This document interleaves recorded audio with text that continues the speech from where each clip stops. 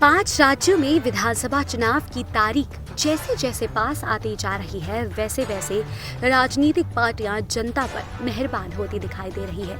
एक के बाद एक वादों और दावों का पिटारा खुद जनता को चुनावों में अपने पाले में करने की कोशिश की जा रही है। कल उत्तर प्रदेश में पहले चरण के लिए मतदान होने इससे पहले बीजेपी, कांग्रेस से लेकर समाजवादी पार्टी ने अपने अपने घोषणा पत्र जारी कर बड़े बड़े वादे किए।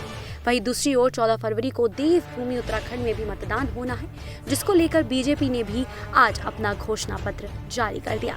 बीजेपी ने अपने घोषणा पत्र को उत्तराखंड दृष्टि पत्र नाम दिया है, जिसे केंद्रीय मंत्री नितिन गडकरी और प्रहलाद जोशी की मौजूदगी में जारी किया गया। बीजेपी ने मैनिफेस्टो जारी करते हुए बताया कि उनके कार्यकर्ताओं ने 13 जिलों में जाकर अलग अलग लोगों से सुझाव मांगे, जिनमें सैनिक, किसान, महिलाएं, युवा शामिल हैं। वहीं इस घोषणा पत्र में बीजेपी ने वादों की झड़ी लगा दी।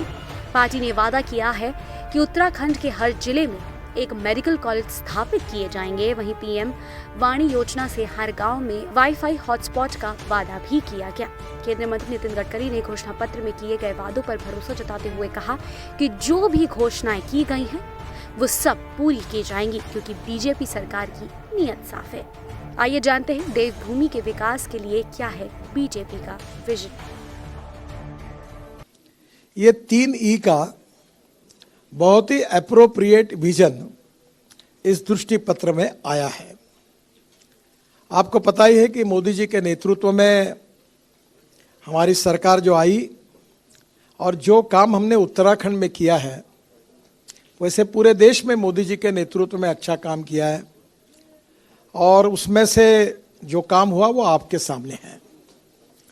और मैं उन मंत्रियों से हूँ, जब मैं लाखों करोड़ों में बात करता हूँ तो पत्रकार मुझे धीरे धीरे कहते कि नेता भी है और करोड़ों में बात करे तो पैसा कहाँ से आएगा।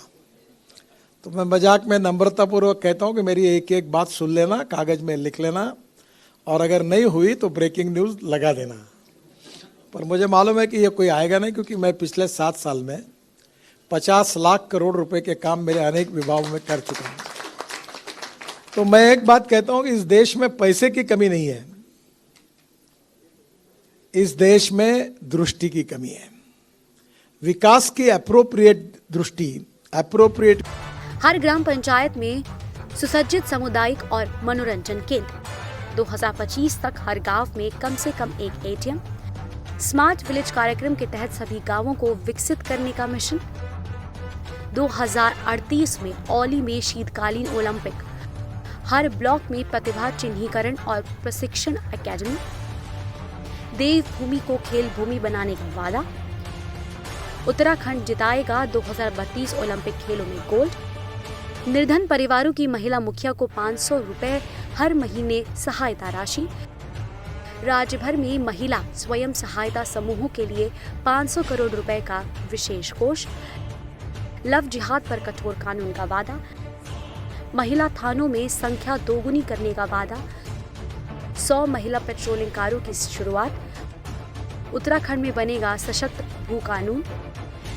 पूर्व सैनिकों को सीमावर्ती क्षेत्रों में बसने के लिए दी जाएगी मदद।